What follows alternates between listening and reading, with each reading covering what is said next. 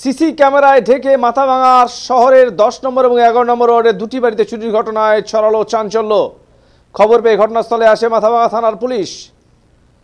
সন্ধ্যায় মেলা গিয়েছিলেন আর রাতে মেলা থেকে ফিরে এসে চুরির বিষয়টি নজরে আসে পরিবারের সদস্যদের। দুটি বাড়ি থেকে ঘরে থাকা নগদ অর্থ এবং প্রায় 6 লক্ষ টাকার সোনার সামগ্রী নিয়ে গেছে দুষ্কৃতীরা বলে দাবি পরিবারের। পুলিশ জানিয়েছে ঘটনার তদন্ত শুরু করা হয়েছে। কোন দিকে ঢুকছে, কোন দিকে মানে ঢুকছে এখন কোন দিকে, মানে বাইরে কোন দিকে ঢুকছে, কোন দিকে মানে ঢুকছে এখন কোন দিকে, মানে বাইরে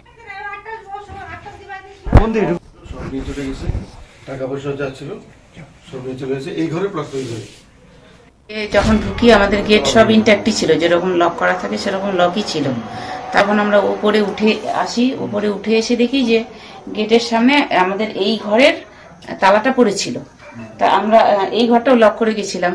তারপরে দেখি এই ঘরের তালা কেন খোলা, তারপরে গেট খুলে এসে দেখি এগুলো সব এই দরজা ভাঙা, এই সব সমস্ত কিছু এরকম সব খোলা, সব ভেঙে সমস্ত যা ছিল গয়নাগাটি টাকা পয়সাও ছিল, তো ওগুলো নিয়ে গেছে। প্রথমে তো আমরা বুঝতেই পারছি না যে কোন দিক দিয়ে ঢুকলো, সবকিছু লক করা। তারপরে দেখি যে জানালা ঘরের গ্রিল খোলা, সেই গ্রিল দিয়ে ঢুকেছে। আর এদিকে আমাদের ডাইনিং স্পেসের উপরে একটা সিসি ক্যামেরা সেট করা আছে, ওটাকে দেখি কভার করা। এই ঘরে এসে দেখি সিসি ক্যামেরা সিসিটিভির স্ক্রিনটা হচ্ছে বন্ধ হয়ে আছে, আর উপরে যে মেশিনগুলো ছিল মেশিনগুলোও নেই। কিরকম টাকা চুরি হয়েছে মনে হয়? এটা তো 10-15 হাজার এরকম হবে না, ক্যাশটা এরকম হবে। সোনা গয়না একটু ছিল। কত টাকা হবে? 5 লাখ তো হবে। হ্যাঁ, 5 লাখের মতন হবে।